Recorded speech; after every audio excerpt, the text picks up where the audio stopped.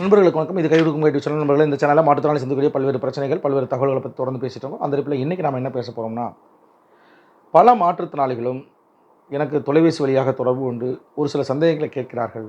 கேட்கிற போது அதற்கு நான் பதில் சொல்ல வேண்டியால் என்னிடம் கடுமையாக கோபப்படுகிறார்கள். இது சரிதானா, முறைதானா என்பதை பற்றி தான் இன்றைக்கி விரிவாக பேச போகிறோம். வாங்க வீடியோக்குள்ள போகலாம்.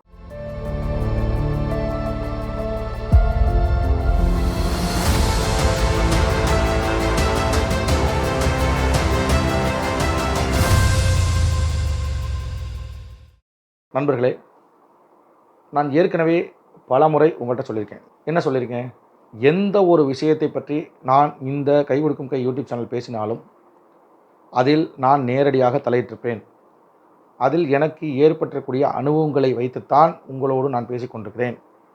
நான் எந்த விஷயத்தில் தலையிடவில்லையோ, எந்த விஷயத்தில் எனக்கு அனுபவம் கிடைக்கவில்லையோ அதை பற்றி நீங்கள் கேட்டாலும் நான் பதில் சொல்ல மாட்டேன். நான் அதை பற்றி கண்டுகொள்ள மாட்டேன். எனக்கு அது தெரியாதுன்னு ஒத்துக்குவேன் அப்படிங்கிறதான்.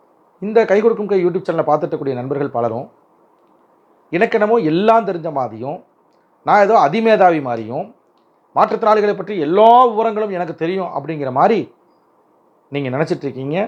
உண்மையிலே சொல்கிறேன், அது மிகப்பெரிய மோசமான ஒரு எண்ணம்.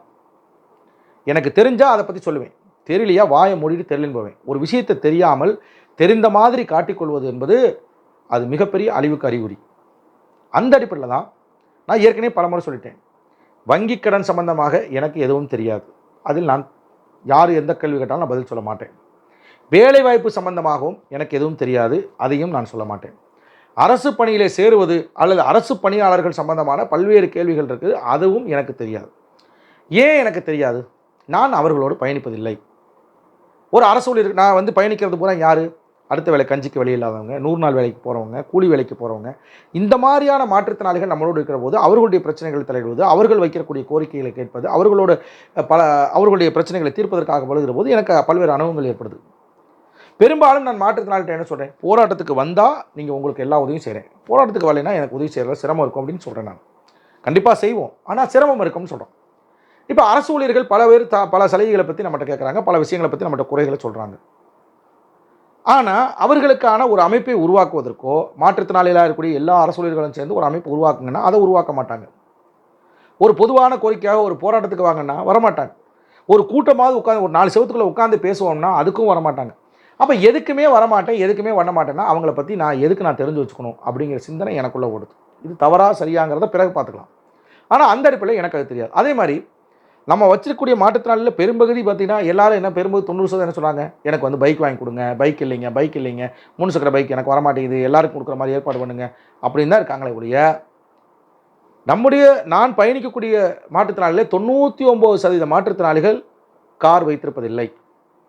அப்போ கார் வச்சிருக்கிற மாற்றுத்திறனாளிகிட்ட போய் சில பேர் ஃபோன் பண்ணி, எங்கள் கார் வாங்கினா நான் என்ன பண்ணுறது, டோல்கேட்லாம் போகணும்னா நான் என்ன பண்ணுறது, காருக்கு என்ன கன்செப்ஷன் இருக்குது அப்படின்னு கேட்டால் நான் என்ன பதில் சொல்கிறது? யாராவது ஒருத்தர் கார் வாங்கியிருக்கணும், அதில் போய் நான் தலையிட்டிருக்கணும், அதில் அனுபவம் ஏற்பட்டிருக்கணும், அதை பற்றி நான் உங்களுக்கு சொன்னால் பரவாயில்ல. தெரியலன்னு சொன்னால் ஏன் உங்களுக்கு கோவம் வருது? அதே மாதிரி தான் இப்போ சமீபத்தில் டெட்டு தேர்வுனா ஆசிரியர் தகுதி தேர்வு நடந்துச்சு. அப்போ ஆசிரியர் தகுதி தேர்வு நடந்தபோது தாழ்த்தப்பட்ட வகுப்பை சேர்ந்தவர்களுக்கு 40% மார்க் இருந்தாலே பாஸ்ன்னு சொல்கிறாங்க. ஆனால் ஒரு மாற்றுத்திறனாளிக்கு 70% இருந்தால் தான் பாஸ், 69 இருந்தாலும் பாஸ் கிடைக்க மாட்டேன் அப்படின்னு சொல்கிறது எந்த வகையில் நியாயமாக இருக்கும் அப்படிங்கிற மாதிரி அவங்க கேட்குறாங்க. எனக்கு ஆசிரியர் தகுதி தேர்வுனா என்னென்னு தெரியாது, ஆசிரியர் தேர்வை பற்றி எனக்கு முழுமையாக தெரியாது, டெட் தேர்வுனா என்னென்னு தெரியாது. ஐயா இதை பற்றிலாம் எனக்கு ஒன்றுமே தெரியாது, என்னை விடுங்கயான்னு சொன்னேன். அதெல்லாம் தெரியாமல் நீ எதுக்கு சங்கம் வச்சுருக்க, நீ நான் அவ்வளோ பெரிய ஆளா அப்படின்னு சொல்லி எங்கிட்ட சண்டைக்கு வந்தால் நான் என்ன பண்ணுறது? ஏயா தெரியாதுங்கிற விஷயத்த தெரியாதுன்னு சொல்கிறது ஒரு குற்றமாயா? எனக்கு தெரியாதுன்னா உனக்கு தெரிஞ்சவன்ட்ட போய் கேளுங்கிறேன். எனக்கு தெரியாத விஷயத்தை பற்றி கேட்டுக்கிட்டு எங்கிட்ட வம்பிழுத்துக்கிட்டு எங்கிட்ட சண்டை போட்டுக்கிட்டு நீ என்ன அவ்வளோ பெரிய ஆளா, நீ என்ன அவனா இவனா, இதில் என்ன அர்த்தம்னு எனக்கு ஒன்றுமே புரியல எனக்கு. அப்போ இப்படியான விமர்சனங்கள் நான் பொதுவாக நான் தொடர்ந்து சொல்லிட்டு இருக்கேன். இதெல்லாம் தவிர்த்துருங்க, தயவுசெய்து தவிர்த்துருங்க. எனக்கு தெரியலன்னு சொல்கிறேன். தெரிஞ்சால் வீடியோ போகிறேன், வீடியோ பார்த்து லிங்கை பார்த்து காத்துங்க. ஒரு தடவைக்கு 2 தடவை திருப்பி போட்டிங்கன்னா உங்களுக்கு தெரிஞ்சிட போதும்.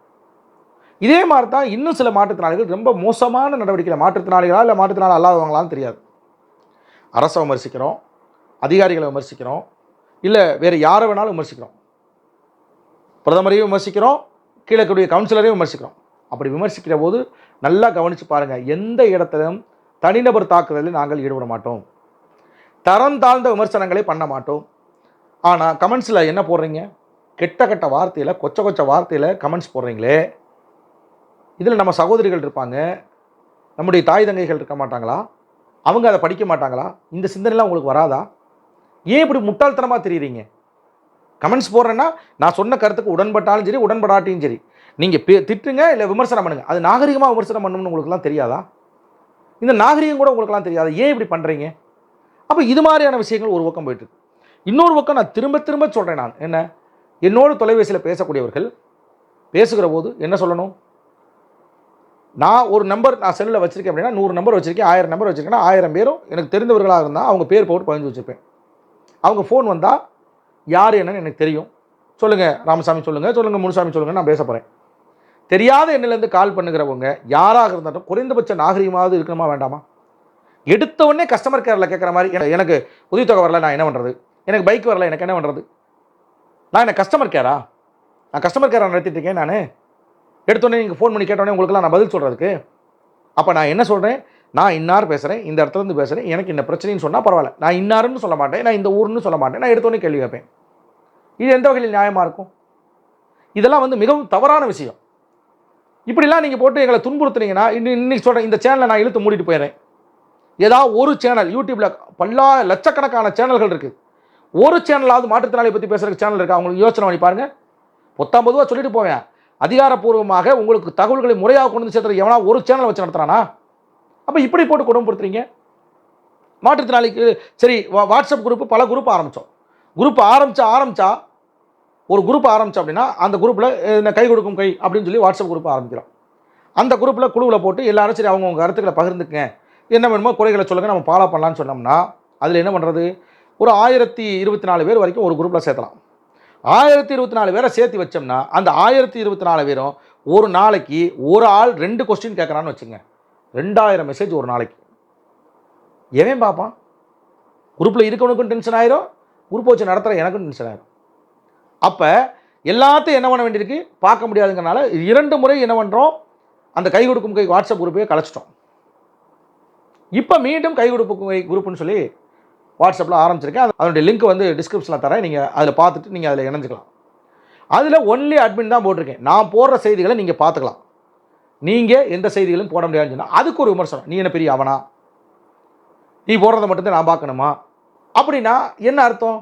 இப்போ உனக்கே நீ ஒரு குரூப் ஆரம்பிக்கிற, அந்த குரூப்பில் நான் எல்லாரும் சேர்ந்து நாங்கள் ஒரு 2000 மெசேஜ் போடுறோம், பார்த்துட்டு உன்னால் அந்த குரூப்பை நடத்திட முடியுமா? உன் செல் என்னத்துக்காகிறது? அப்போ இதையெல்லாம் புரிந்து கொள்ளாமல் தொடர்ந்து எங்களை துன்புறுத்துவது, குறிப்பாக இந்த சேனலை நடத்த விடாமல் பண்ணுறது, இதெல்லாம் ரொம்ப பண்ணிகிட்ருக்கீங்க. இப்படியே நீங்கள் பண்ணிட்டு இருந்தீங்கன்னா எனக்கு ஒன்றுமே பிரச்சனை இல்லைங்க. என்னை நம்பி இருக்கக்கூடிய மக்கள் 2000 மக்கள் இருக்காங்க, அந்த 3000 மக்கள் இருக்காங்க, அவங்களுக்கு என்னென்ன உதவி செய்யணுமோ நான் செஞ்சுட்டு போயிட்டே இருப்பேன். நீங்கள் எப்படி போனால் எனக்கு என்னன்னு நான் சொல்லிட்டு போயிட முடியும். ஆனால் எனக்கு உண்டான விவரங்கள் என்னோட அழிஞ்சு போயிடக்கூடாது, உங்களுக்கும் எல்லாம் தெரியணும். இந்த சமூகம் ஒரு மாற்றத்திற்கு கொண்டு வரணும் அப்படின்னா நீங்கள் எல்லோரும் என்னோட இணைஞ்சு பயணிக்கணும், ஒத்துழைக்கணும் அப்படிங்கிற அடிப்படையில் என்னோடு தொடர்ந்து பயணிக்க வேண்டும் என்று கேட்டுக்கொண்டு உங்களிடம் விடைபெறுகிறேன். இது கை கொடுக்கும் கை யூடியூப் சேனல். நான் உங்கள் நண்பன் பகத்சிங். இந்த காணொலி பற்றிய விமர்சனங்களை கமெண்ட்ஸில் போடுங்க. மறக்காமல் இந்த சேனலை சப்ஸ்கிரைப் பண்ணுங்கள், லைக் பண்ணுங்கள், ஷேர் பண்ணுங்கள். நன்றி, வணக்கம்.